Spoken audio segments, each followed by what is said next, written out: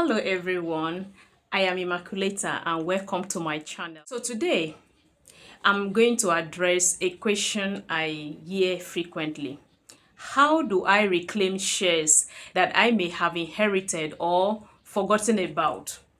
This could be due to the passing of a loved one, or perhaps you stumble upon some old stock documents.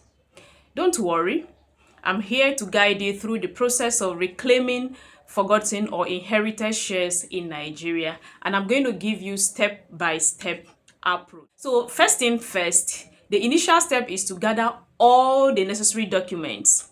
You will need to find any old share certificates you might have alongside a letter or any statement from the stockbroker or stockbroking firm associated with those shares. It is important to identify the company you or your loved ones invested in. If the shares belong to someone who has passed away, you will also need their death certificate.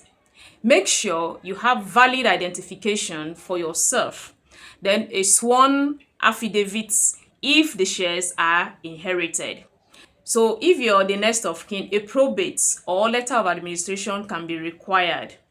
This documentation is crucial as it validates your identity and your legal right to the shares. So once you have all your documents in order, so the next step is to check with your registrars. Each public company in Nigeria has a registrar that maintains their shareholder records. So you will need to find out, who this registrar is for your specific company. This information can usually be located on the share certificates or by visiting the Nigerian Exchange website.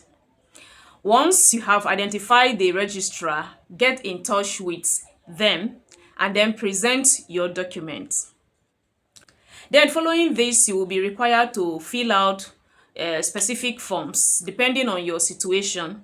The registrar will provide you with either a share transmission form or deceased shareholders, or a share revalidation form for forgotten shares. It is imperative that you fill these forms out carefully to avoid any mistakes. Attach your gathered documents and then submit everything as instructed. And also keep in mind, some registrars may ask you to complete a bank mandate form to ensure updates are made for future dividends. So the next thing is you have to visit the SEC e-dividend portal, then register the shares in your name or, if applicable, in the name of the deceased investor. And make sure to link your bank verification number, the national identification number, and a valid bank account to ensure that you receive dividend payments in the future. So once your application has been processed and approved, you can expect the shares to be transmitted to you. From there, you have options. You can choose to dematerialize the shares into the Central Securities Clearing System CSCS number, or you can opt to leave them with the registrar and monitor dividend payments. But with your shares firmly in your control, you can consider trading them or even adding more shares to your portfolio. You can even buy more shares and add it to your portfolio. Then now, if you find the process a bit overwhelming, that is perfectly, all right. You can enlist the help of a licensed stockbroker who can assist you in navigating these steps more swiftly. Typically for a small fee. Just remember to confirm that the stockbroker is registered with the Securities and Exchange Commission in Nigeria. Should you need help locating any forgotten shares, your broker can provide you with a global search form for a nominal fee of usually around either 1,050 naira or 2,050 naira, because this price was reviewed. Then this search will uncover all the shares you have ever bought. Once you receive the result, you will need to present all original certificates to your broker to commence the dematerialization process for you. So if you can't recall the broker you used initially, it is no cause for concern.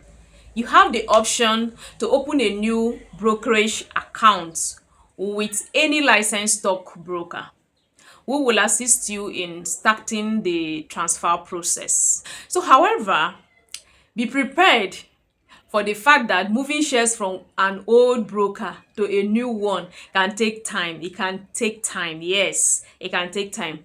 And there may be delays along the way. Persistence is key here. Yes, persistence is key here.